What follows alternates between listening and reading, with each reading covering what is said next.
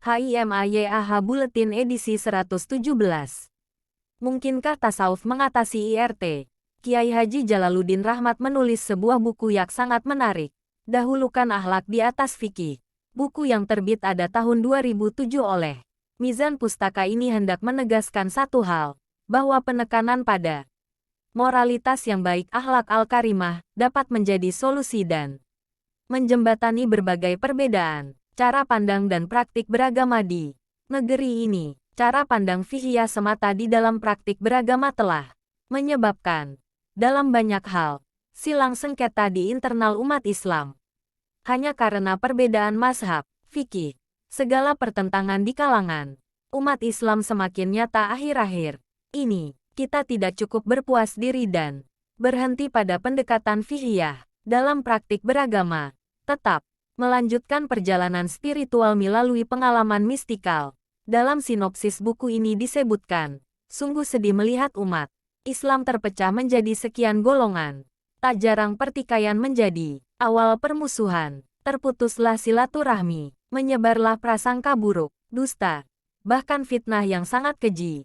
Fanatisme golongan menjadi dalil segala keyakinan, merebaklah kecenderungan untuk menganggap pendapat sendiri yang paling benar dan menafikan pendapat yang lain. Inilah wajah umat sekian abad sepeninggal Rasulullah SAW, terkotak-kotak dalam bingkai kelompok yang sangat sempit.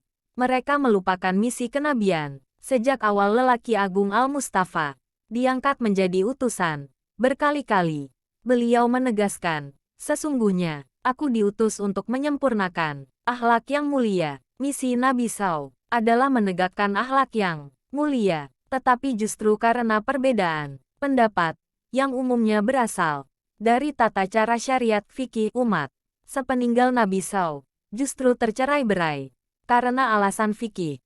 Tak jarang akhlak ditinggalkan karena perbedaan tata cara ibadah. Betapa sering terjadi perselisihan. Jalaluddin Rahmat ingin kembali mengingatkan kita akan misi kenabian. Dalam bukunya ini, ia menelaah akar perselisihan, mengkaji berbagai persoalan, dan mengedepankan sebuah pemecahan, bahwa di tengah perbedaan pendapat, seperti apapun, akhlak yang mulia, tetap harus kita tegakkan. Intoleransi, radikalisme dan terorisme selanjutnya disingkat IRT, merupakan salah satu akibat dari aksentuasi cara pandang keagamaan dalam meneroka realitas berbasis fikih. Mungkin ini tidak keliru, sebab, faktanya, IRT ini datang dari sekelompok orang yang memaksakan pemahaman keagamaan secara literal. Mereka mengabaikan semangat dan makna ayat-ayat Al-Quran yang dijadikan basis tindakan. IRT telah menjadi realitas keberagamaan di Indonesia beberapa tahun belakangan ini. Berbagai upaya dilakukan untuk mengatasi problematika keagamaan ini, antara lain pendekatan struktural dan kultural. Meski demikian, IRT tetap menyusup ke dalam relung-relung kehidupan keagamaan tanah air dengan berbagai cara. Media sosial menjadi salah satu sarana paling ampuh di dalam penyebaran virus paham ini. Radikalisme dan ekstremisme bermula dari nalar agama yang tertutup, intoleran, dan anti perbedaan.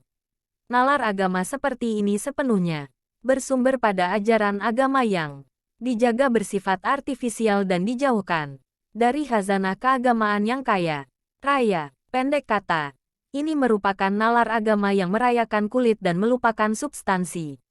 Dalam sejarah Islam di Indonesia, nalar keagamaan seperti ini mengemuka karena disingkirkannya ajaran-ajaran sufisme di dalam praktik beragama. Akhol Firdaus, 2017.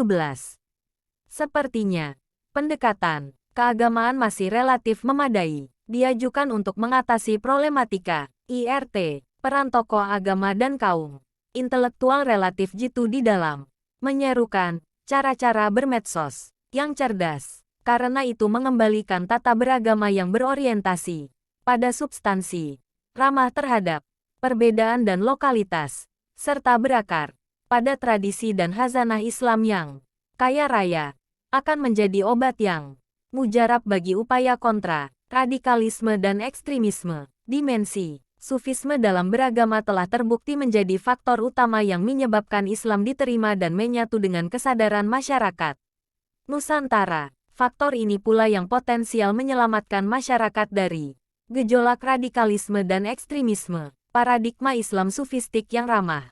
Inilah akar keberagamaan dan identitas Islam Nusantara. Mengatasi IRT. Dari fikih menuju tasawuf. Arus gerakan radikalisme dan ekstremisme di Indonesia sudah sangat memprihatinkan. Hampir tidak ada lagi dimensi kehidupan yang kebal dari pengaruh gerakan ini. Bila dilacak dengan seksama, radikalisme dan ekstremisme bermula dari nalar agama. Pemahaman agama yang bersifat literalis dan tertutup telah menjadi pintu masuk bagi pembenihan dan persebaran sel gerakan tersebut. Celakanya, pemahaman agama model demikian sedang menjadi tren di Indonesia. Tren seperti ini umumnya ditemukan pada fenomena Islam perkotaan. Istilah tersebut untuk menyebut kegairahan dalam biragama yang menjamur di lapisan kelas menengah dalam bentuk halakoh, pengajian, dan kursus-kursus keagamaan yang instan. Biasanya juga diasuh oleh ustadz dan mubalik. Perkotaan yang tidak memiliki akar tradisi keagamaan yang kokoh. Ahol Firdaus 2017 https://geotimes.id/. Opini tasawuf obat radikalisme. Fenomena Ustadz Seleb yang menyebarkan agama secara instan, hitam putih, dan berorientasi halal haram seperti ini telah lama menjamur. Greg Philly dan Sally White 2012. Dalam kadar tertentu, fenomena seperti ini telah menyediakan lahan yang produktif bagi penyebaran nalar keagamaan yang intoleran dan anti perbedaan. Inilah benih awal radikalisme dan ekstremisme. 10 tahun yang lalu, fenomena seperti ini hanya terjadi di perkotaan. Saat ini, tren ini juga menyebar hingga ke pelosok-pelosok desa. Mengabaikan substansi dalam beragama sesungguhnya menjadi ladang bagi tumbuhnya benih-benih radikalisme, ekstremisme, intoleran dan bahkan terorisme. Masyarakat beragama lebih mengedepankan tampilan ketimbang isi. Di tengah maraknya ustadz-ustadz dadakan ini sesungguhnya mengabaikan pengajaran agama dari para ahlinya. Imbasnya, pengajaran fik di tengah-tengah masyarakat kita cenderung instan dan pada gilirannya tidak menyadari ada berbagai ragam pandangan ahli fikih terhadap realitas yang dihadapi kaum beragama. Parahnya, para ustadz yang disebutkan ini seringkali mengambil jalan pintas dengan hanya mengajukan pandangan fikih dari satu mazhab, seraya pada saat bersamaan mengabaikan keragaman pandangan mazhab fikih yang lain. Saklek dalam pandangan keagamaan ini sesungguhnya dapat diatasi dengan menawarkan alternatif lain, berupa pandangan keagamaan substansial. Dalam hal ini pendekatan tasawuf. Pandangan keagamaan berbasis tasawuf ini diyakini dapat menjadi obat untuk mengatasi virus IRT yang marak di tengah masyarakat kita. Dalam banyak hal, ajaran tasawuf dipandang sangat efektif membasmi virus radikalisme lantaran ajaran ini mengajarkan seseorang untuk menyucikan diri dari sifat yang selama ini identik dengan kelompok penggusung mazhab kekerasan seperti menganggap hanya dia sendiri yang memiliki kebenaran, suka menyalahkan orang lain, hingga terbiasa mengafirkan orang lain. Tasawuf sendiri secara umum dimaknai sebagai cara menyucikan jiwa dan hati dari segala bentuk hiruk-pikuk keduniaan dan mengisinya dengan kecintaan kepada Allah. Proses ini dilakukan dengan tujuan untuk mendekatkan diri kepada Allah SWT.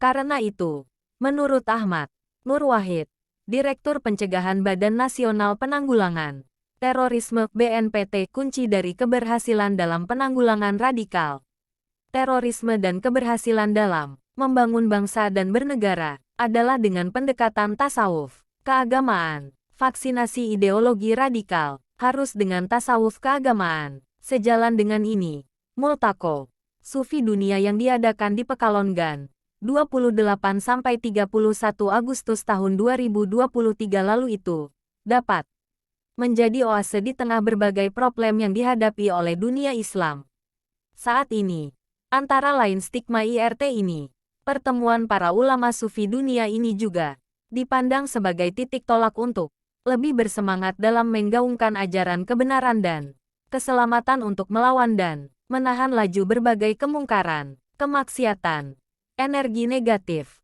aktivitas, sia-sia nirmakna, jalan menuju kehidupan destruktif dan berbagai hal yang mengarah pada kemunduran dan kontraproduktif terhadap upaya mewujudkan insan kamil manusia paripurna. Hal penting lainnya, sebagaimana disampaikan oleh Maulana Al-Habib Lutfi, bahwa para tokoh sufi dan ulama adalah mereka yang sangat mengenal hakikat manusia sebagai ciptaan Allah, sangat cinta kepada umat dan bangsanya karena selalu mendoakan kebaikan, kemaslahatan, kedamaian, persatuan dan kesatuan bangsa, menghargai dan menghormati hak-hak asasi manusia dan bangsa-bangsa, toleran dengan segala kebijakan dan kearifannya serta saling menghargai perbedaan, walhasil, mengembalikan tata beragama yang berorientasi pada substansi, ramah terhadap perbedaan dan lokalitas, serta berakar pada tradisi